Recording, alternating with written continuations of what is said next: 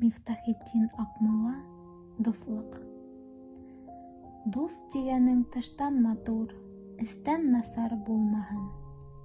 Донъяһы тар булһа булһын, күкрәге тар булмаһын. Бар көнөндә дуҫ булып, тарлыҡта ташламаһын. Бер ваҡытта хәжәт булып, һәләкәттә ҡалдырмаһын. Ғәйебенә күҙ һалма, дуҫтың, ғәйебе ҙурҙан түгел. Ғәйебе асыҡ булһа булһын, ғәйеп асыулы булмаһын. Уйҙа ғына булған дуҫҡа көйҙәшлек мотлаҡ түгел. Ҡалыбы башҡа булһа булһын, күңеле башҡа булмаһын. Һәр һораған бәндәнең бәхеттән өлөшө бар. Һин ишәк тип хурлағаның, заты толпар булмаһын. Кейеме туҙған булғанға, насар уйлау кәрәк түгел. Һин ҡарға тип уйлағандың заты шоңҡар булмаһын.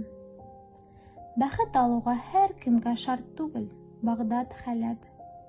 Йорто болғар булһа булһын, йортто болғар булмаһын. Ижад итеүсе атлаған Дәрмәнд Аҡмуллағыҙ. Донъяла хур булһа булһын, тик тамуҡта булмаһын.